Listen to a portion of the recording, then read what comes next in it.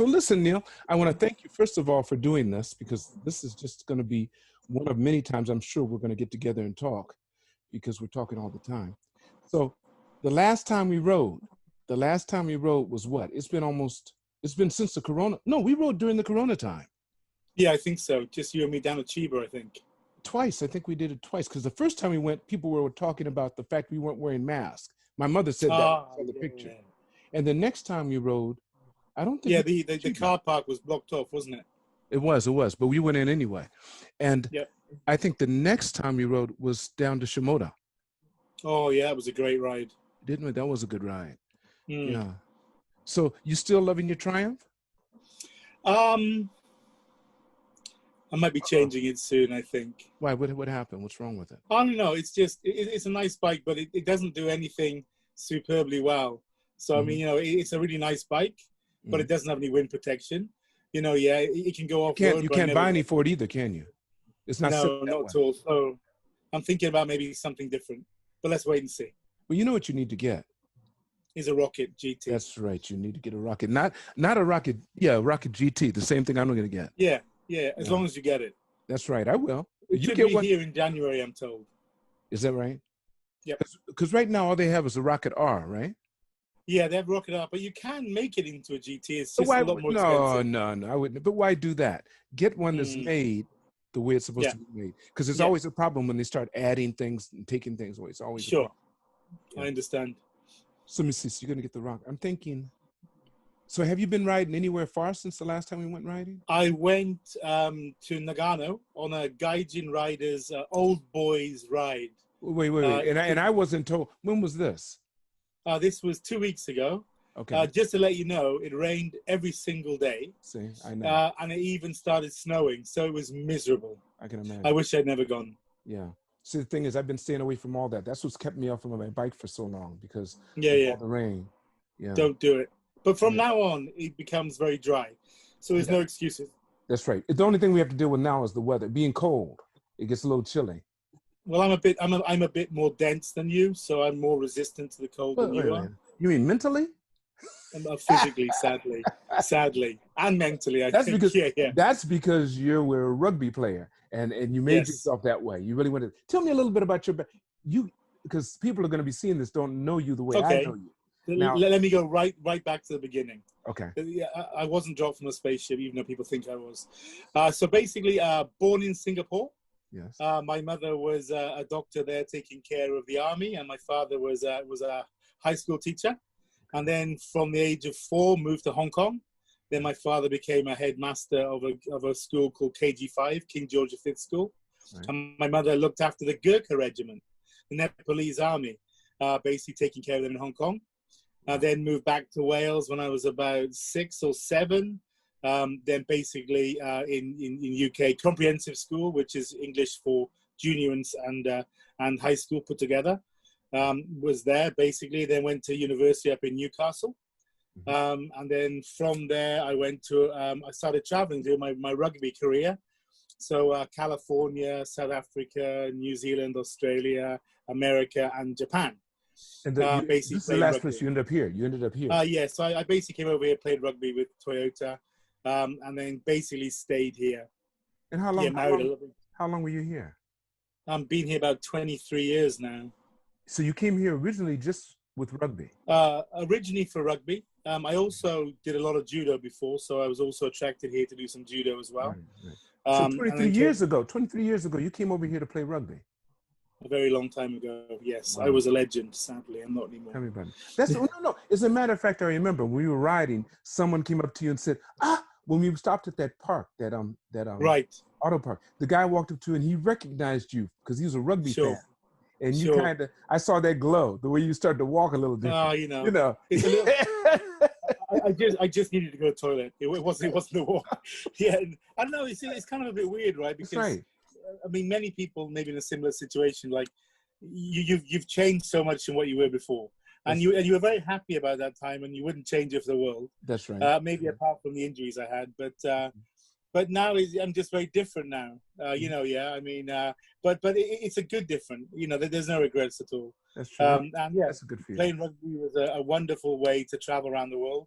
That's true. And sadly, I was born to be a rugby player. I'm big and stupid, so it's perfect No, combination. you're thick as you can be, but you ride. You're just as agile as anybody would ever have to be. I'm It's a telling bike you, that's agile, not the me. way you handle that bike, I'm telling you what. But I have It to was say, you're fun. one of the most equipped person around. You wear this vest that's ready to inflate as soon as you hit the ground because you're Yes, expecting to hit the ground. I said, yes. shoot, Just in case. You I'm use completely different. technology to its And best advantage. that's why your wife loves you to ride with me, because you've told her about how I ride. I tell you, you're such a fast rider. You told And her, you said when that turtle passed me is when you said, okay. no, but the great thing is, right, there's two kinds of riding. One ride Yeah. is where you go fast and you don't see anything around you apart Right. from the road ahead of you. Then there are other times when you go with a person like yourself where you really enjoy the ride. Right. You look at the mountains, But look my at the bike's not ocean. set up like your bikes anyway. All of you guys are Exactly. riding these, what they call Yeah. rockets. I'm not. Yeah. Mine's a cruiser, Sure. and you can ride But it you like do, that. But I take more of a you do risk. well. But I take But you more of do a well. risk to try to corner the way you guys do. I take more of a risk because my bike is not Sure. set up for that. Right. Well, I think that the next bike you get is going to have a lot of the That's rider right. aids, That's right. traction control, ABS. So that's going to be a lot more confidence inspiring for you. And the bike itself is very agile. That's true. So I think it'll be a perfect bike for you. Yeah. So Neil, what did you do before you got into what you're doing that I want us to talk about? Because Yeah, KryptoLock is the bomb. Right. Well, so I said I came over here, played rugby, went back, Right. basically did my MBA, came back to Japan, started English teaching just for about a year or so, just to be able to get the visa and stuff. And then I started recruiting. So I've been recruiting about 19 years now. Right. So in the beginning, I was in the semiconductor area. Then I was in the wireless and telecommunication area. Then I was in kind of like the embedded technology area.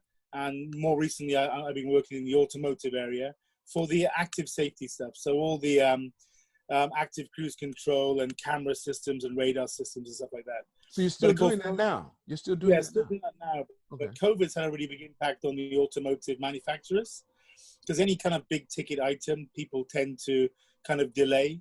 Yeah, they just hold on to their car for another 1 or 2 years. Right. So that's kind of had a big impact on my business.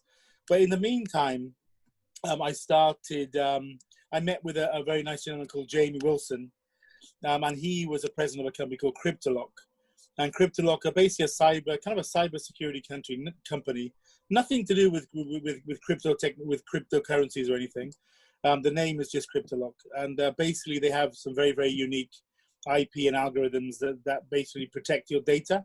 Mm-hmm. And they're a Brisbane-based company, and I became their rep director over here a few months ago. Mm-hmm. And I take care of Japan and the Middle East. And we're starting to go through things, and business is starting to come along quite well. It's a very recognized company. It was voted by Forbes as a top 20 technology company to watch this year. Mm-hmm. So that was a very nice thing. And yeah, so we're kind of moving forward with that. As you know, Japan is a very slow country to set businesses up. So we've just set up the KK here, and we've set up the bank account, which took an awful long time. Mm-hmm. Some of that was down to COVID, basically the government prioritizing things. Mm-hmm. But now we're basically ready to kind of get going, and we've got some good business going in Middle East already. And maybe we'll be talking with some of the low-level government people, see if we can help out on the Japanese digitization.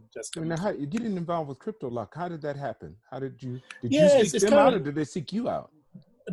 Actually, neither. It's really interesting. So I had a very good friend of mine that kind of came over with Jamie to try and basically get some funding for his company. Mm-hmm. But the original plan was for that gentleman to move back to Japan and become the country director.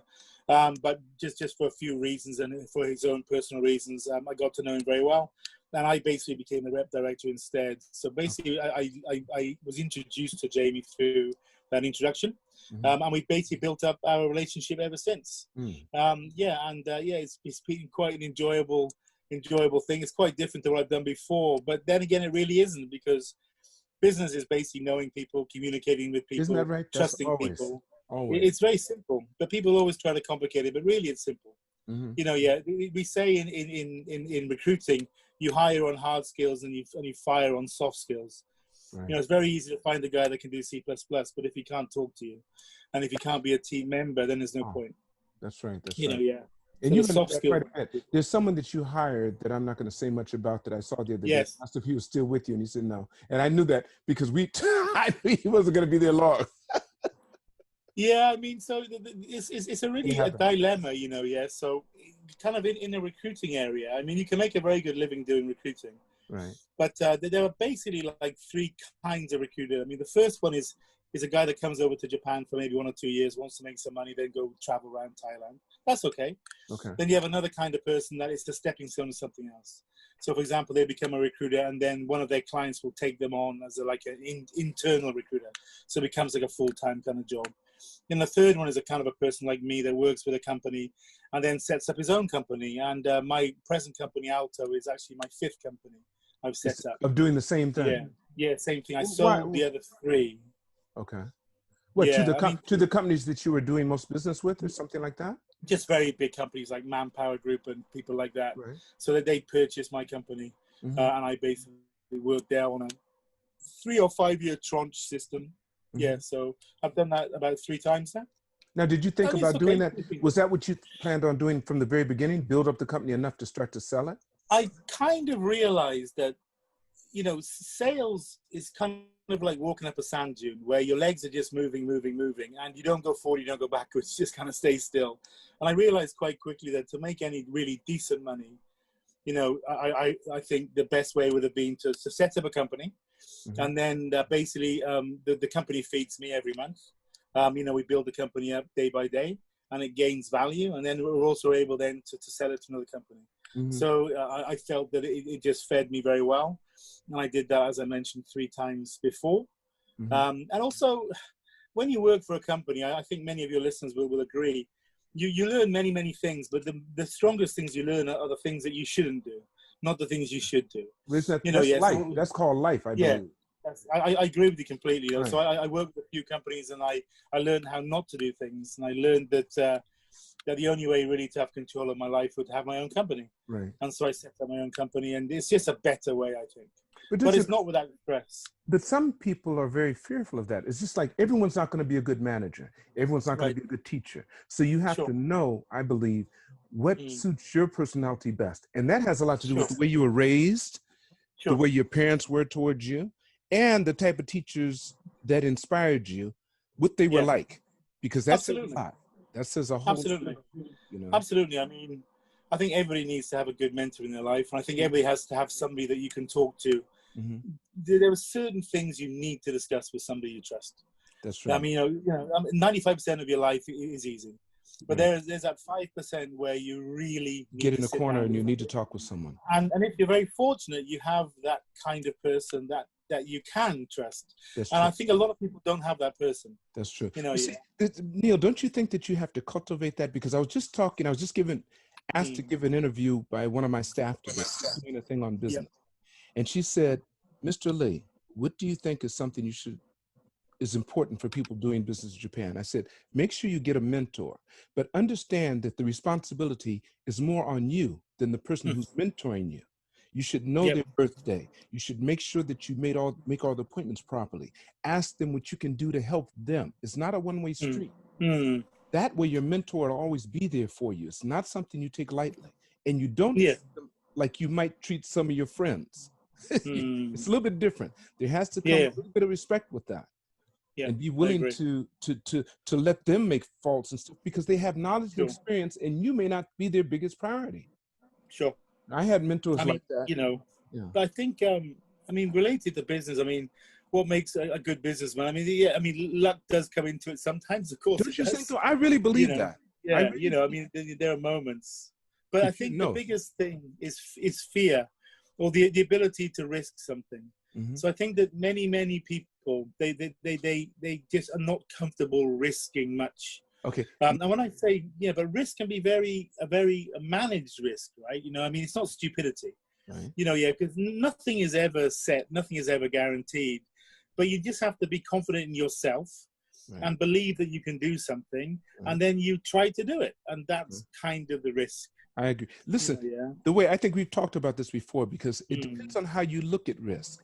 The reason why I started my companies is because I was afraid of the risk of trusting some other company, that they would be able to give me the kind of income on the kind of basis and the kind of work schedule I wanted. That seemed to be a bigger risk than me doing it myself. Sure. I Now I agree. I knew, mean, and I've never. yeah, I work for the largest corporation on this planet, the U.S. military, right. where if I did something they didn't like, they could imprison and or kill me. Oh, So really? after Oh, working for wow. them, after working for Sure, them, I realized that's not something I'd be good at doing. Right? Being in a sure. company where you know your manager isn't as competent as you are, Right. because he's been there longer, you Sure, can't go over him or sure. around him. So Yeah. I mean, one of the biggest issues, is that with a bigger company is that there are so many people that are somehow directly or indirectly connected to you. So there's an awful lot of meetings, an awful lot of questions, an awful lot of telephone conversations. But if you're kind of based on sales, where you're graded on how much money you make, then every minute you have is potentially a way of making money, and every minute taken away is taken. So with these big companies, everybody wanted to have meetings with me every day, and I just said, no, this doesn't make sense. I mean, you want me to make money, then please stop talking to me and let me make some money. Oh, but I need to know. No, you don't need to know. Yeah, I mean, at the end of the week, I'll give you an update. At the end of the month, I'll give you an update. Yeah, and if I'm not doing very well, fire me. It's okay. Right.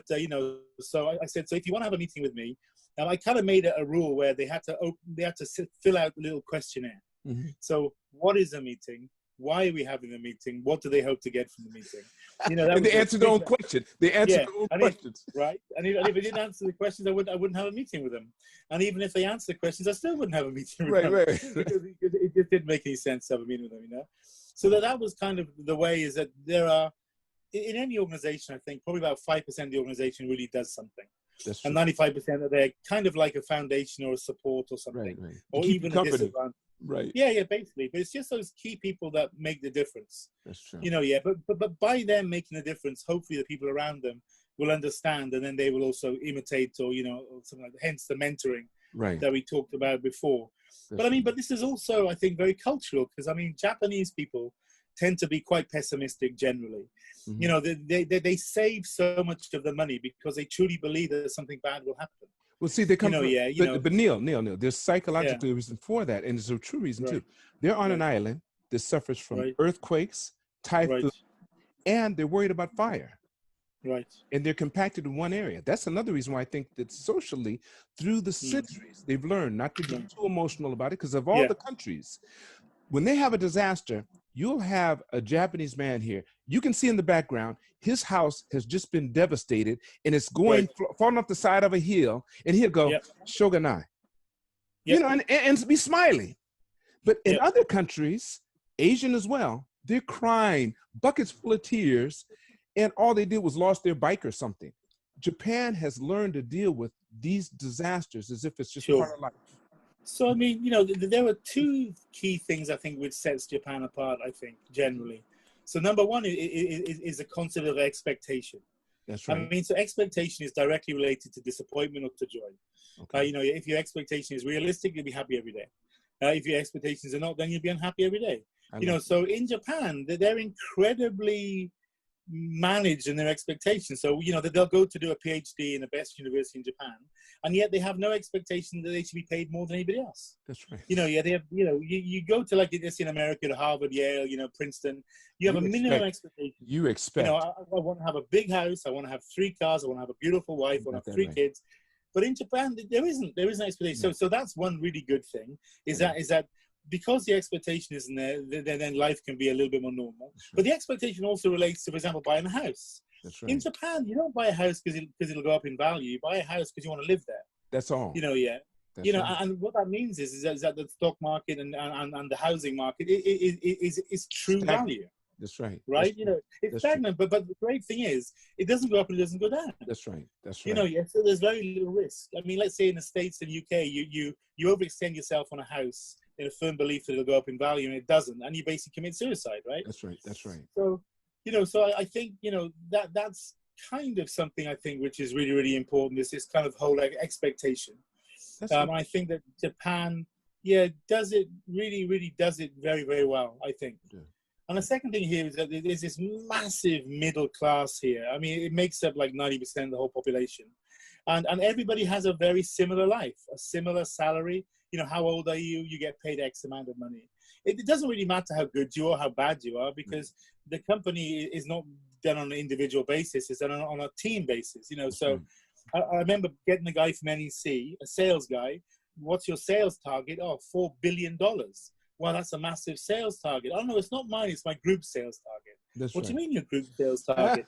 No, there's 500 of us. So That's how right. much money did you make? I don't know. That's right. I mean, did you hit your target? I think so. Did you get a sales bonus? No, we don't get bonus. We just get paid a base salary. Oh, okay. So it's really interesting. You know, so that I think that really saves Japan. It does. You know, yeah, where people will endure Right. because they feel it's completely normal to do so. Well, Neil, that's what helped them also when they as one of the strongest military power in Asia. Yeah. Because they had that group mentality, and they believed this. When they went in, not like all the other, let's say, armies where they had supply chains, Japan doesn't. Right. When they went in, they only got what they got. Right. So whatever they conquered, they got to keep. That's how they worked. But they did not have a supply chain or anyone supporting them from the back. They did it as a group. There's so many things in Japan that if you have that type of personality, this place is wonderful for you. But for people coming from a Western world or a more aggressive society, they'll come over here and they'll want to commit suicide because they have to wait so long. Yeah. So living in Japan is like playing golf. You know, it's a great analogy. Good analogy. I like that. You know, so you basically played golf the first time ever. Everything is fun. The ball goes in the lake, you laugh. It doesn't matter. It's just really fun. So it's the same as when you first come to Japan. It's like, wow, this place is awesome. So many lights, so many beautiful people, great food. It's awesome. Then the next stage, this is a difficult one.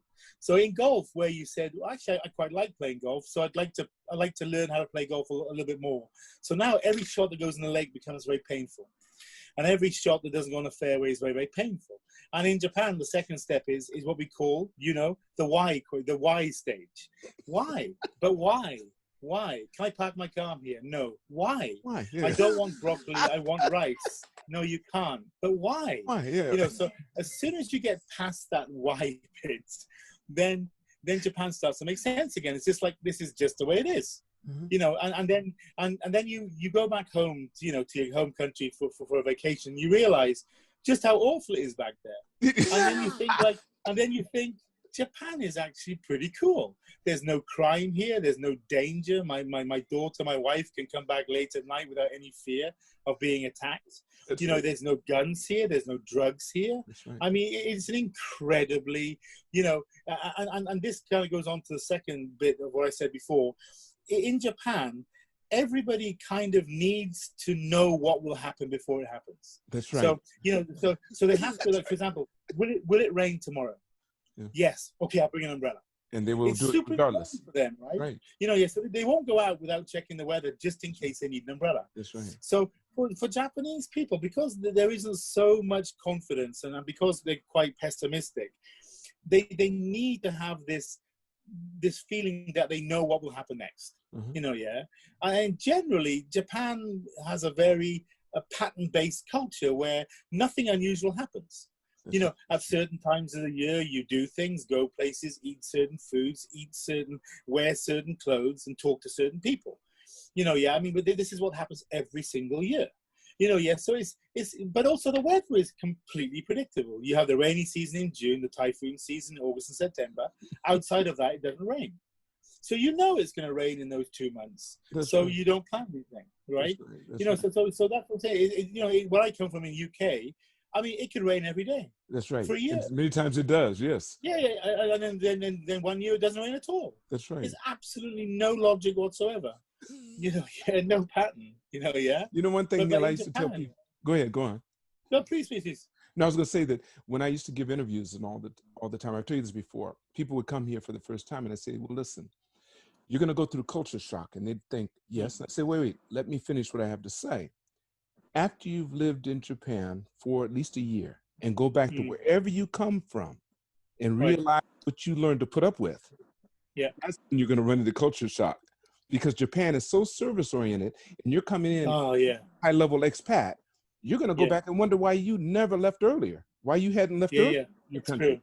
This place I think the key thing that everybody says when they go back home is how bad the service is back home. It's because they've learned, they come to a place that's service-oriented. And also, there's only two types of foreigners in Japan. Those that are surviving and those that are thriving. This is the wrong country as a foreigner to come in and try to survive in.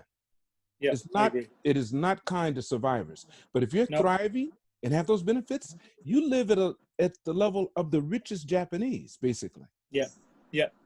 No, I mean, so, but, there's always going to be negative sides to Japan. I mean, it's a very xenophobic country. It is. I mean, there's a lot of suspicion to foreigners. I mean, I remember, looking at a news article, and the woman goes, "Oh, my house, a person broke into my house."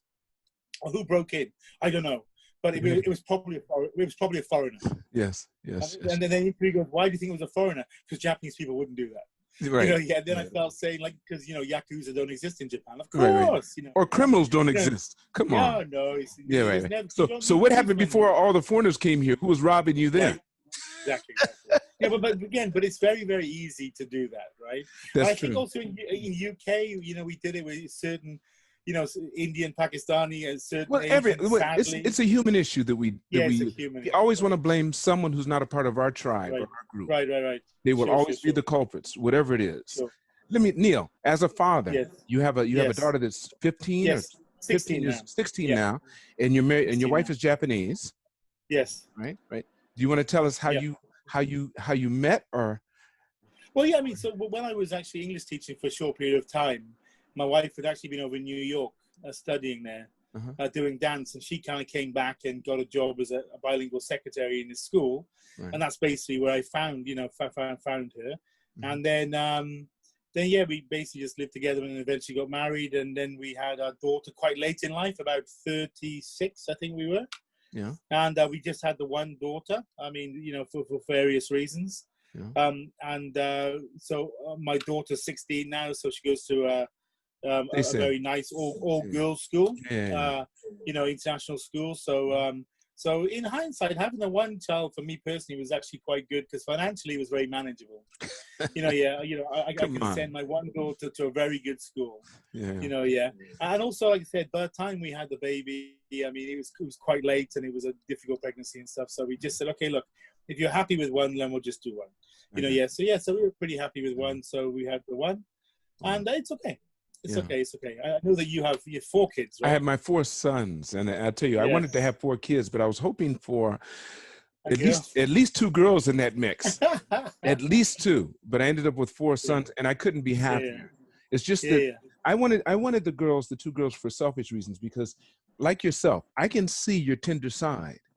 But had you had a boy, you wouldn't be able. You wouldn't have been able to address that side because you would have had no one to address it with. Yeah, because that experience, I stayed up. You know what I mean? But having your daughter, I can see the tenderness in you whenever you talk about her. Whenever you talk about, I think a father and daughter has a very, completely very different. Oh, most definitely. Yeah, and so does a mother and her son. Oh, absolutely. And you know what I think attributes to that, Neil, is the fact that we don't understand the other sex, so you're always giving them leeway. You can never tell your daughter understand your feelings because she's a female and you're a male. That's what society's trying to tell us now. And the same thing with my wife to her sons. She's always, and I know she doesn't get the message. Like, for example, when my boys used to go in the restroom and lock the door and be in there for hours, she would be asking, what? And I said, leave them alone. I said, just leave them alone and let them be in there. That's the only room in the house that they can lock the door to. So absolutely. And she didn't I don't know if she understands now. But I have conversations with some Japanese women who have sons, and they come to me and say, I just don't understand. And you never Why does he do things? And I said to them, because you're a woman. That's right. I said there's nothing, because, they're just different. So again, I mean, a classic analogy is like, you have a door in front of you. A boy will go up to the door and basically headbutt the door like 100 times without realizing that you can turn the door and open it. But a girl will go up and open it. That's right. This is just the way the boys learn, until they have a crash, a bang, or whatever, or a wallop, they won't remember anything. That's right. But girls do. They learn very, very quickly. Right. Now, you're from Wales, right? Yes. Can you speak Welsh? So I remember I was brought up in Asia. You were. So for how long? But this is from what age? From basically from 0 to 7, I was in Asia. Okay, got you. So your first language was English. Yeah, but this is actually a very, very, very quite a heavy topic. Okay. So when I was younger, one of the things about culture is language is the key of culture. Mm-hmm. Okay, yeah. When you speak a language, you become that. Basically, that culture becomes you. So it used to be that English had to be spoken. Yeah. So, and English was spoken, and then we would learn, for example, German or French in junior high school, high school. But then the Welsh National Party and nationalism kind of came up. And so from about 12 years ago, by law, you have to teach Welsh. That's right. In Welsh schools. That's right. So a lot more kids now speak Welsh. That's right. And if you want to be in government in Wales, you have to be able to speak Welsh. So I'm quite proud of that. Mm-hmm. So now a lot more people speak Welsh. Well, do you? So I speak some words. I can count. My father spoke Welsh, but sadly, when he spoke Welsh, means I was going to get hiding, because whenever I did something bad, he would speak Welsh. I got you. To my mum, and then I knew I was in trouble. So but it's a beautiful language. Welsh is an absolutely gorgeous language to listen to. And if you ever watch rugby and just listen to the Welsh supporters singing in the rugby game, it's a beautiful thing. It's similar to like the Scottish with the bagpipes. Yes. It's incredibly powerful. So how long did you live in Wales? So from the age of 7 until about 20. Oh, so you lived there quite a while. Okay. Wow. Yeah, so just basically high school, junior high school, and then university. And then after university, that's when I basically left. Well, then you understand Welsh more than you speak it. Yeah. Well, so again, this is another thing we need to understand. So sorry. Geographically, Wales is a very interesting place. So South Wales generally speaks English, and North Wales generally speaks Welsh. And you're from It's South kind Wales. of divided. Yeah, I'm a South Wales person. Gotcha. And the reason for that is, historically, North Wales is very mountainous, so it's very, very difficult to invade it. You could a lot of valleys, a lot of areas, yes. Yeah, right. Very high mountains. So I know King Henry VIII, anybody speaking Welsh was killed on the spot. I mean, that was his way of controlling the Welsh. So North Walians see themselves as being true Welsh. Gotcha. And the South Wales, because it's flatter land, it was much easier to be conquered and invaded. Right. Yeah. But now, of course, they speak a lot more Welsh now, of course. Yes. Because the reason why I asked is because the person I interviewed just a while ago, and if you look at it on the podcast, I shouldn't say interview, but we sat down and had this podcast, is the principal of the British school. Oh, okay. And he's Welsh. Is he a Welshman? He spoke Welsh at the end. He spoke Welsh at the end to me. I said, say something to me. He said, good afternoon. Both of his parents were teachers. His father's Greek and his mother's Welsh. And he had to speak Welsh. Right. And he speaks, I think he speaks Greek as well. But anyway, it was very interesting talking to him. Really pleasant guy. Really nice guy. Yeah. I thought I was the only Welshman here. I'll have to introduce the two of you. You'll have a good time. But he speaks Welsh, so I guess he'll have a good time. He has this very similar personality. He's very, very friendly, very, very likable. Good person. I mean, if you think about, for example, Wales, I mean, it's quite a hard place, really. Mm-hmm. I mean, if you look at South Wales, I mean, you have your coal mining.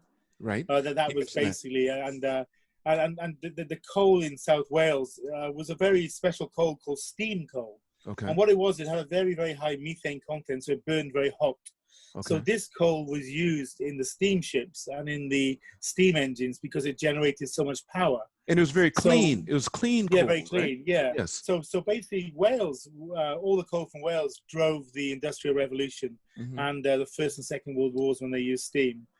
So it was quite a hard life, and coal mining, as you know, was quite a dangerous occupation. That's right. So all my grandfathers died very young from black lung pneumoconiosis. Yes. Or from accidents in the mines. Right. And my last relative that died was he was actually in the end was a rescue diver, where he would go down with a lamp and with a canary. And he would walk along. See if there's gas, you think it's a movie, but it's not. So the canary's metabolism is so fast that they basically instantly die when they inhale methane. Right. So he would walk along because to get to the coal mine wall, you had to walk sometimes 1 kilometer or 2 kilometers, and the walkway sometimes wasn't flat; it would go down and go up. Okay. So methane, there are two kinds of methane. One methane will it's heavier than air, right? Yeah, I think it's called wet or damp and then the other one is black, which will go on the ceiling. Okay. So It's when lighter you than walk air. along the coal mine, you sing a song and you swing low and you swing high. Gotcha. And he said that he remembered very sadly an entire group of like 100 men on the way to the coal face basically all died, where they went down a dip in the walkway And the and they never methane. came out.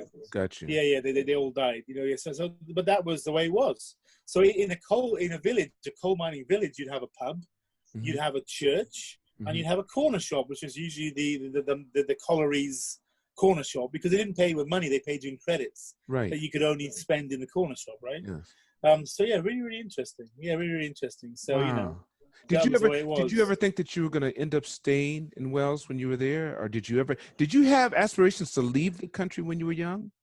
Yeah, I mean, because I hadn't really grown up there. I mean, until I was about 7, and where we were living, we were right on the border, so it's a lovely area. I mean, the village in which we live in was really famous for Roman. One of the Roman fortresses was there, so there's amphitheaters and barracks.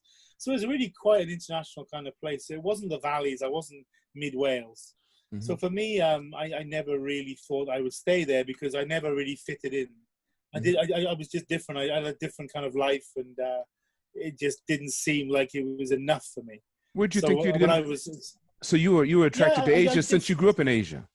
I mean, not so much. I just felt as though I should be traveling. So like rugby was a fantastic platform for that. You know, I can go to many, many countries and say I play rugby, and then usually you'd be adopted, basically. Right. You know, they'd help you out. You stay with somebody, they'll find you a job. But the pay was, when you first started, there was no real pay in rugby, was there? So you used to get, I think, you get housing. money. Right, you get food, something to eat and a place to stay. Yeah. I mean, there's some places like Italy and South Africa, you could get paid. Okay. You know, yeah. But invariably, you'd go somewhere, you start playing rugby, and they'll find you a part-time job. You know, So if you were good, if you were good enough, if you're good, Right. So you generally, I could get a job and stuff, and or if you're British, you get a working holiday visa. You know, for like New Zealand, Australia, you could work there legally. Right. You know, so yeah, it was okay. It was kind of fun. Well, you have a British passport, of course. Yeah, British passport, Singaporean passport. Yeah, I was born in Singapore. Yes. Yeah, but British passport, yeah, sure, British passport. I have as you know, same as you, an age you can. That's right. Like That's right. Yeah. Do you plan on staying in Japan indefinitely, or are you thinking about moving on? So I'm actually very comfortable here. I'll be very honest with you. Why I can have you no not issue be? at all. Yeah, no issue at all. But my daughter will be leaving in 2 years. See how you say it? Look. See, everyone watching, if you want to see someone look sad when they speak about their daughter leaving, make sure you watch the video on YouTube of this podcast. Neil, when he's almost about to cry. It is. I'm dreading the time. I'm dreading it, you know, but also very happy as well, of course. Yeah. Right? You know, so she'll be going in 2 years. So then she'll probably Where does she know? Does she know where she's going to go? I mean, what country? She probably UK. She'd like to go to a good university, maybe do medical related stuff. So that's right. She wants wants to become a doctor. Yeah. Yeah, she's much smarter than me. No, not at all. Come on. You know, so she's doing the international baccalaureate, which is kind of a cool thing through SACEN. So she'll do that and then go over to UK. So maybe my wife might go over for a few months just to help her kind of settle in and stuff like that. Come right back here. Yeah, but I have a house in UK. I mean, what would it be? Would it be that I could live a little bit over there and a little bit over here? If she decides to stay there. If she decides to stay there. Yeah. Because I have a feeling you think she's going to want to come back? But I said to her kind of almost not to. I just don't feel that Japan is a fair place for women. You know, even though it's getting better. You know, so I said to my daughter, work in Europe, work in UK, and then come back maybe as an expat or with a company, then this is a good life. But to come back as just a generic woman who's been overseas, that might be hard. That's true. Yeah. But but she's welcome to do whatever she wants, up to her. I'm not going to live my life for her. That's true. So that's I think you've done a good job with your daughter. That's great. I think my wife is a bit me. Look at that. But it's good. It's a good thing. So anyway, so you went on to do your businesses, of course, and then you told me about KryptoLock. Yeah. What's on the horizon now besides the KryptoLock? I know that's on the horizon. That's what you're really working on now. Yes, we've got the KryptoLock stuff going on, and hopefully the COVID thing might settle down a bit. So a few of my other kind of areas of interest, you know, the autonomous driving and that kind of stuff might become a bit better. But also, I'm also have a close relationship with a very good friend of mine that relates to the 5G and 6G technologies. Mm-hmm. So we think that Japan has a very good chance of perhaps investing in 6G because it hasn't been set yet. That's right. And the Fujitsu's, the NECs, these kind of companies, we really want them to try, because they were so far behind in 3G, 4G, 5G. They were. That they can never catch up. The Huawei's, the Ericssons, the Nokia's. But I think the next 6G, I think that they have a chance to do something. So I'm maybe going to be working with him, also working with the government, hopefully, to try to encourage Japan to invest in a few key companies, maybe in America or in Europe. Mm-hmm. And then hopefully we'll get some of these big Japanese companies to start to think about the future a little bit more. Mm-hmm. So that could be good. So maybe in the wireless area could be interesting. Are you working with people here in Japan? Are you talking about someone who's outside of Japan? I have a very good friend of mine. Yeah, I have a very good friend here who he's like you. He's like my big brother. Mm-hmm. And he's an incredibly smart guy. He used to be a very high-level guy for a very large American wireless company. And I meet with him once a week, and we sit down and we talk, and we talk about all kinds of things. And we talk about like strategies, and talk about relate the business. And yeah, he's a really cool guy, and he's also helping out with KryptoLock as well. That's something I'm trying to do. You're not talking about the one I know, Muhammad. Yes, Mr. Muhammad. See, he and I are going to get together. I have to listen. All of us should sit down because I'm looking to start. Yeah. Actually, I'm thinking about buying some internet business because that's the thing you have to do that are already set up. But we have to do our due diligence to make sure that they're working and get those and do a better job with them than probably was done before. Oh yes, I mean so with Muhammad we sit down usually 2 or 3 hours once a week. And we talk about absolutely everything from politics to religion to everything. And he's an epic individual, as are yourself. And just to sit down with like-minded people and have conversations about things that you don't normally talk about, it's just so incredible. Isn't it? It recharges you. It helps you to understand why you're here. Yeah, it fills all the gaps that you didn't know needed to be filled, really. Because I think there's a lot of gaps in people. I don't quite realize it. So I think yourself, me, and Mohammed sit down. I think it'll be an absolutely epic chat. He's been asking me to do that for a long time. He's been saying, let's get together. Guy. And he wants to. We just time and stuff. You and I only got together because of the bikes. Other than that, I need to have a real reason. But it was a lovely platform to begin, right? That's true. I mean, let's be honest. I mean, Lance. I mean, you're this larger than life guy. You're the ex-president. No, you are. You're a very modest man. Of Tokyo American Club. You're a very successful guy. I mean, a lot of times it's like, how do you talk to people like this? What can you offer? Come on, Neil. No, seriously. You got to think like what. Because I think every relationship, there has to be some point of need. Right. Be that need to feel happy, need from business, need whatever. But there has to be some reason. Of course, I mean, like, but we like each other. Well, that's a reason. We talk about things, and that's another reason. Yeah. And my son loves you. My son loves you. He's loving that BMW. He's a lovely fella. Lewis is because you sold him. You gave him your BMW. Anyway, so yes. He's been riding that all over the place, and he loves. But he'll get it fixed. Apparently, he's got a problem with it. Yeah. So he said he had something. So I'll get it fixed for nothing for him. Because I'm the type of father that you are, in the respect that I want my children to live their life. So he wanted to buy. He wanted to buy a Yamaha Harley lookalike. And I said, I said, Lewis, like a Virago or something, if you want a Harley, buy a Harley. And he did, because I wanted him to do that for that reason. Yes. Now he'll never, ever buy another Harley. But he fought it to find out why. Because if he would have got the Yamaha that looks like it, he would have ended up getting a Harley afterwards, thinking it was as nice as the Yamaha, which it isn't. Or you'll spend lots of money making the Yamaha look like a Harley. Exactly, and which it never will be. A Harley's a Harley. I said to my daughter, one of the things I've learned, what's the little thing you've learned, Dad, is that you pay for what you get. That's right. I mean, so if you want to buy something, buy a good one. It lasts a lot longer and you're a lot happier.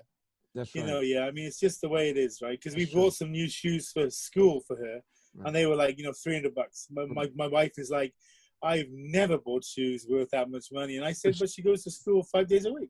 But you also said you've never been my daughter either. Exactly. I said, but you got lots of handbags, so it should be okay. Yeah, but that's just the way it is, right? It is. It is. Yeah.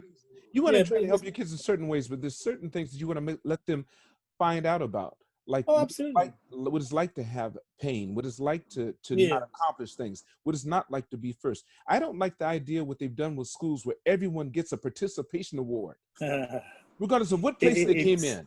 There's it's first, second, scary. third place. What are you talking about? What are you trying to teach them? It's a That's not the way the real disservice. world Yeah. works. So in UK, we talked about this last time on the ride, right? Where Yeah.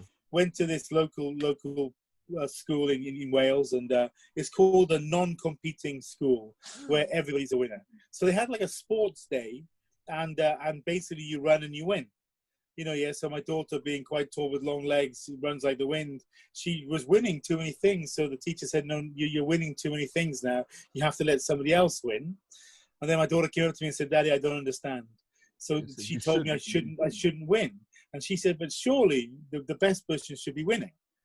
And I said, "Well, you'd think so." So then I went up to the headmistress and I said to her, "I respect you. I think it's a lovely school." I said, "But you're doing the kids a disservice, because the world is not this way. It will never be. It really, and it will never be this way, no matter how much we want it to be." And I said, to be honest with you, it should never be that way. That's right. There needs to be, there needs to be a different level of people, that people can aspire to something, people can, contribute. Yeah, it's funny. Like, we understand that in the animal kingdom, which we're actually a part of, we understand the strongest predators will survive, the weaker ones will perish. But we're doing ourselves a big disservice by allowing us to believe that the weaker one's going to be okay. The one that's oversensitive is going to be okay. They're not going to be okay. Well, the sad thing is that these days, sometimes they do succeed. But sometimes, some of the minorities, But Neil, they have to be assisted for that to happen. They cannot do that on their. See, I agree. They have someone strong behind them. That's the only way they can make it. Yeah. And that's why it's really fake, because without that strong person or people behind them, they'd be nothing. Out in a heartbeat. They would not. And the problem is because they're given that for free, they never get any better. Right. They never need to get any better. They never need to learn more. They never need to become stronger. Because there's always somebody there that will take care of them. That's right. Hardship is, I think, is the key. Like hardship, when I hire people for my company, if they don't understand hardship, then they never understand when something is good and when something is bad. That's right. So if I hire a middle-aged guy that has a family, who's been through the Lehman shock, or been through 9/11, or been through the Asian crisis, been through the Fukushima issue, they understand hardship. Like a year of nothing. Right. I remember the Lehman shock. I had no money for a year. I sold my watches, I sold my bike, my motorbike, I sold my bicycle, I sold everything. I didn't go out one day in that year. It was really, but it was great, because when things got better, we didn't change. My wife would say, "Do we need to do that? Do we need to buy that? Should we go here? Should we go there?" And if the answer was yes, she'd say, "Okay." And if the answer was no, then we wouldn't do it. That's right. So you start to realize that sometimes the simple pleasures in life cost absolutely nothing. That's nothing. Walk in the park and go to the beach. It doesn't matter. I think the most important thing is having a partner or having people around you who understand that feeling. Yeah, you don't have to go sure. to the name brand. Don't have to have it this way. Yeah. You can enjoy it on your own. They can. Don't forget about the things we can do on our own. Sure. That we forget about. It doesn't have to be, Because when we were young, there was no such thing. I had a black and white TV. There were no games. I think Atari just came out, but I couldn't afford it. The games were mud outside and some rocks. I had marbles. I had toy soldiers. I had Monopoly board. And I'll tell you what. And all the insects that you would take and deal with, put maybe tie strings to, or either setting fire to ants. Right. Oh, right, yeah, exactly. Of course. But, climb trees, go swimming, build tree houses. But it was so much fun. It was. But now, so I was in a Yogi Park today, cycling. And there's all these trees around me. Mm-hmm. And not one person's climbing any of them. Right. When I was younger, geez, every single tree, like 50 people in it. Yeah. It's free. Breaking up, something happened. Wait. Go on. Okay, now. Sorry, yeah. So, so with a tree, it's just like there's a tree, climb it. You have to. But in Japan, nobody climbs trees. No. Nobody. Back home, nobody climbs. You know, it's amazing, right? And in the parks, especially in the international schools, everything's padded, including the Sure. ground. So kids Sure. don't know what. If you say, "Have you ever had a scab?" The kids don't even know what a scab is. Yeah. They've never seen a scab. But see, that was a badge of honor when you were a little kid to come home, come to school the next day, and your scabs have gotten nice and brown on your knees or your Sure. elbows, or you landed on the side of your face because you came off your bike bad. And Sure. yeah, come on. And guess what? Playing rugby. You did not stay Yeah. home. You went to school with Yeah, a big yeah. patch Of on your course. face the very next Of day. course. I mean, playing rugby. I used to come to school. Oh yeah, you told me some of your stories. Oh, good Lord above. But that was the way Your it arm back. was. Wait. Yeah. Neil, let's talk about recent. When you came to the American Club and you're walking up, you come walking up on the outside in the park area, and your whole right arm was bloody. And I said, Neil, your arms, and he said, yeah, I just came off my bike. And it was skinned all the way up to the shoulder, all the way down to the, was that the, what's, he said, oh, it's going to get better, but you're scaring people. The thing I was concerned about, I'm not worried, but people are going to think someone just attacked you. So why the little kids are going to start crying when they see you because you were torn up. Yeah. That was not nice. But I've hurt myself so many times. That was a one out of 10. I mean, I've had some 9 out of 10s in my life. I know you've told me, but knee problems, shoulder problems, jaws, noses. I mean, who was the guy that we were riding with? Who you rode with? And I think you guys were riding in Africa or someplace. And Jeff. Yeah, Jeff. Where were you guys riding when you ran into him? Australia.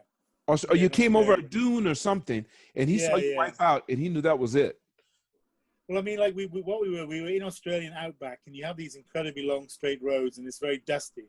Right. And I was basically behind him for way too long, and I basically went a little bit crazy, and overtook him about 100 kilometers an hour. But I overtook him on a corner. I didn't know it was a corner, and the corners had massive boulders and a big cliff. So I made a decision to crash my bike to stop myself from killing going myself. over the cliff. Yeah, right. So I basically laid my bike down at about 100 miles an hour on the rough road, right, and slid about 100 meters. Wow. Yeah. No, it was okay. It was okay. It's okay. But you tore your bike up, didn't you? I tore myself up very badly that day. Wow. Yeah. It wasn't good. But I mean, but yeah, it's okay. But these aren't the ones that hurt. Are like, you know, when you go in the hospital and you snap all your tendons in your shoulder and you snap your bicep muscle and break your collarbone and break your ribs. That's a lot more fun. That's when you. Was there ever a time when you thought, okay, I've had enough? Well, I mean, I remember when I did my shoulder the second time, I did it, and I remember sitting down on the ground thinking, I can't believe I did that again. How stupid was that? The same shoulder? And then knowing. The same shoulder? Yeah, other shoulder. And then thinking like I've got about 8 or 9 months ahead of me now. That's right. Of not being able to shower, only wash one side of my body, So that was kind of the realization, thinking like, so I stopped doing off-road riding because it's just too easy to hurt yourself. That's right. So I do on-road riding, but I'm not loopy. I mean, I have some friends that ride ridiculously fast. I watch you. And it's very uncomfortable for me. So for me, I mean, I ride as fast as I can honestly ride, and my goal is to come home every time. Yeah. So my friend goes, "How fast do you ride?" And I say, "As fast as I can stop." Yeah. That's how I ride. When I was with you guys, I'm thinking about my bike, and we passed by a guy that just wiped his bike out, and you guys are still going like bats out. You said we were watching it. You were with me. We could have gone about. That's right ahead of me, and this guy was wiped out, and we're watching in the car, right? Yeah, and he's sitting down there holding his head or whatever. Yeah, because he just torn his bike up. That bike was not going to be fair. Yeah, I felt sorry for the car driver. And you guys passed, slow down. I don't call it slow down. You looked, and you guys continued to take off. Boom, and I went, okay, that didn't help. More, go ahead. You guys enjoy yourself. But to be honest with you, we could have gone about another 30% faster. Yeah. What's that? We could have gone 30% faster that day. You were still leaving. But I didn't want to. I wasn't comfortable because it was a brand new bike. I just lent it for the day, right? So I'd never ridden it before. Was that was in the right? That was the same scrambler, just a different That's scrambler. right. That's right. Yeah. Yes, I hadn't ridden it before, so I couldn't go that fast on it. Yeah. Shoot, that was faster than I'm willing to go. And it's not that, and the thing is, because of my bike is the reason why I wouldn't do it. Only because of my bike. But I think, I don't know, even if I did have a bike, unless it was incredibly comfortable, like the Rocket 3, the new one they have. Yeah. I don't see the need to. For what? Well, that's the difference. I mean, so I don't see the to need be really honest with you, I mean, like riding bikes is like when I exercise, when I ride my bicycle, it's not for other people, it's for myself. That's right. And I love to share it with certain things. So for example, bicycle riding, I always go by myself. It's a very personal thing for me. But motorbike riding, I love to ride with my friends. But there's a safety aspect to that. That's true. Because if something happens, I need somebody to help me. That's right. That's why that's why for me it's just more fun. That's true. More fun. That's true. Yeah, I like to see my friends in difficult situations. Yeah. Neil, I want to thank you for taking the time. My pleasure. We've been talking for almost an hour now. Amazing. It's flown by. Tell me about it.